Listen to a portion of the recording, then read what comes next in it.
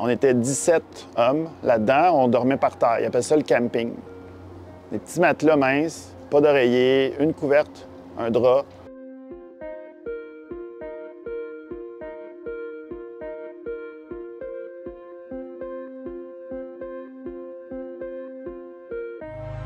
Bien, premièrement, il disait que, par exemple, il y a des comme des téléphones publics, là. Puis il dit, vous pouvez appeler votre avocat par appel à frais virés. Il n'y a jamais aucun appel à frais virés qui a fonctionné. Il y avait le numéro 1-800 du protecteur du citoyen. Ça ne fonctionne pas.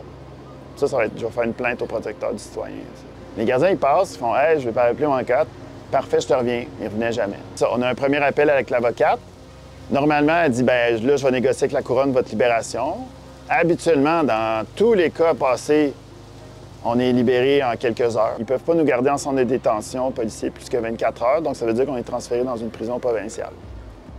Là, c'est là, les bras nous ont tombés. C'est la première fois qu'on voyait des écologistes, des militants écologistes aller en prison dans l'histoire du Québec. Là, on arrive en prison, ça devient très, très froid, très dur. Une fois que j'ai déclaré que je faisais une grève de la faim, je suis tombé en confinement total.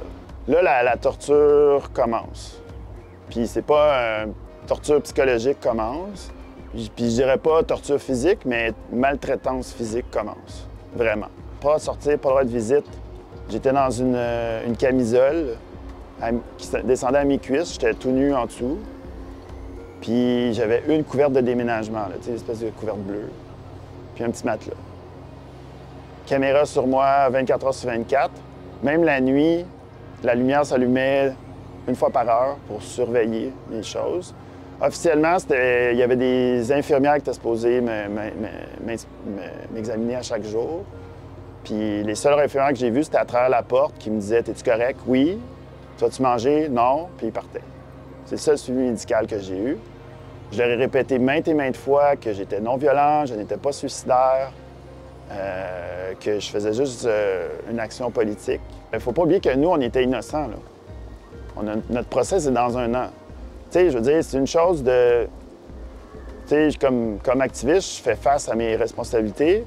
Si le juge, il voit mon cas puis il me condamne à la prison, bien là, ça va être les conséquences que j'ai choisies. Mais là, en ce moment, on parlait d'une attente un procès sur libération en attente du procès. Donc, je suis innocent.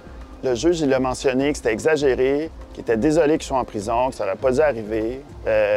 C'était une commande politique. Regarde, c'est mon opinion. Mais moi, ce qui me peine beaucoup, c'est les commentaires, comme quand on fait ça, comme on est des enfants gâtés, on est égoïste. Je veux dire, je ne sais pas comment on peut qualifier une grève de la faim comme étant soit du terroriste, un geste égocentrique. Je veux dire, j'ai juste à lire l'histoire de Gandhi ou de Nelson Mandela. Tu sais, je veux dire, une grève de la faim, c'est un sacrifice ultime pour une cause. Puis moi, dans le fond, j'ai pris les coups pour la gang, là. Je veux dire, on ne peut jamais accepter d'empiéter sur nos droits fondamentaux. Puis quand on le voit, puis qu'on peut réagir, il faut réagir. Donc, moi, je pense que j'ai fait œuvre utile pour la société. J'ai risqué ma santé, je risque encore ma liberté. En attente du procès, je ne sais pas ce qui va arriver. Moi, j'aimerais ça qu'au moins les gens prennent le temps de m'écouter. Ils peuvent être pas d'accord avec l'action du pont, mais je vois difficilement comment on peut être pas d'accord avec défendre nos droits fondamentaux.